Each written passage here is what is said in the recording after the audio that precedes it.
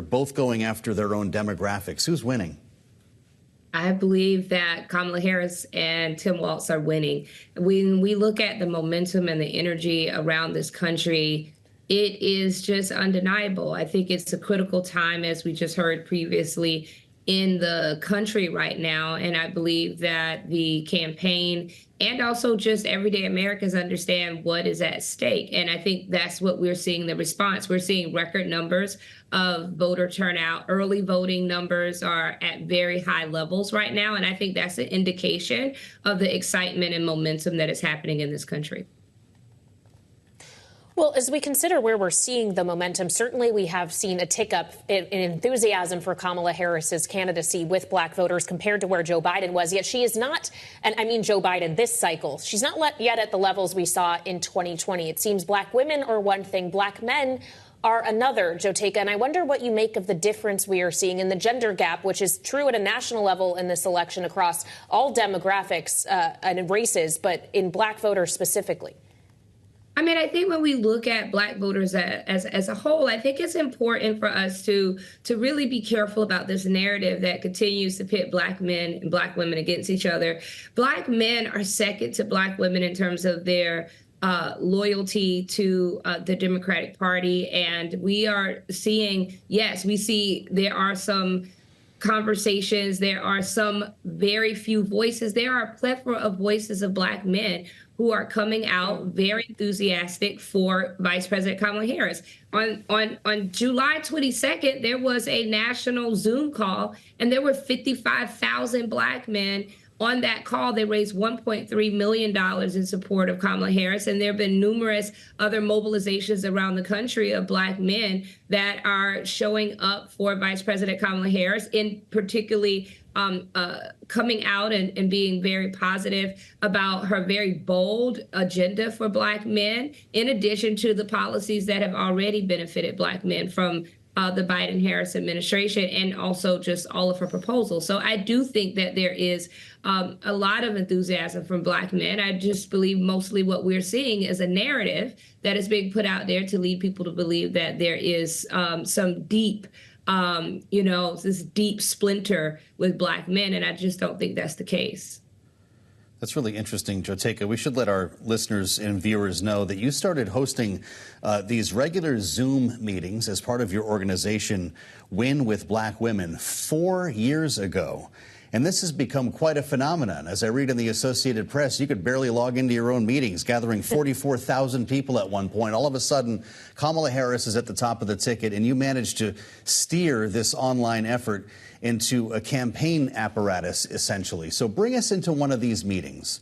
What are we hearing that's not right about that narrative? What are young black men telling you other than Donald Trump helped to enrich them and give them a better life? Well, I think, first of all, on most Win with Black Women meetings, while everyone is invited, it's mostly women. There are meetings that are happening. There's a group called Win with Black Men, and they meet on a regular basis. And I think what's happening in these meetings is that, number one, everyone who's joining these conversations are making sure that they are getting all of the correct information, making sure that we are correcting and disinformation, most importantly, making sure that everyone in our communities, that we're empowering ourselves to empower our communities to make a vote plan, because that's what's really critical right now.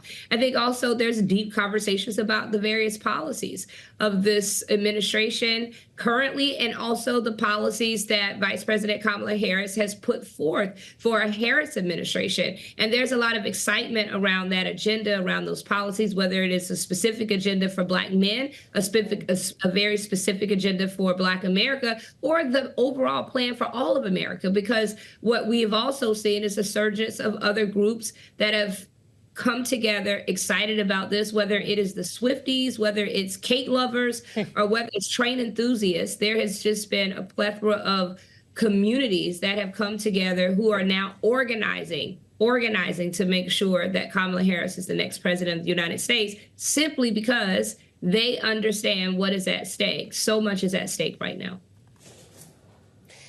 In addition to your work with Win with Black Women, Jotaka, you also have a deep bench of experience in Silicon Valley. You've served on the board of a number of tech startups, for example. What would you say to Silicon Valley about what they should expect out of a Kamala Harris presidency and how it may or may not be different than the way Joe Biden has approached policy around big business and technology specifically?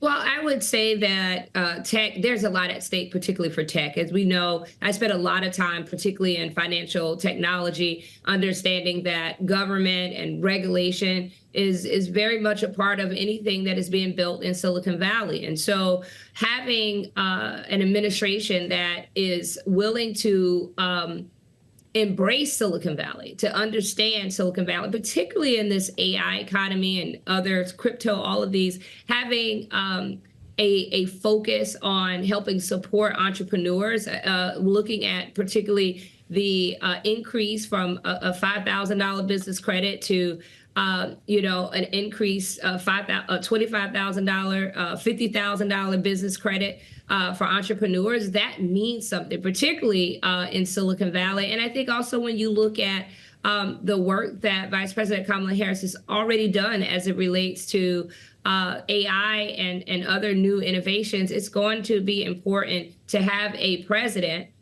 in the White House that is going to be an open ear, a reasonable, fair president, but also a president that is going to make sure that there's respect for the United States on the world stage, because our technology, it doesn't just live here. We're competing with others across the world. And when we lose respect with other world leaders and other markets in the world, it makes it very difficult for business to thrive. And so that is why I think Silicon Valley is paying attention, and there's an excitement behind Vice President Kamala Harris with Silicon Valley when you look at all of the support that she is getting.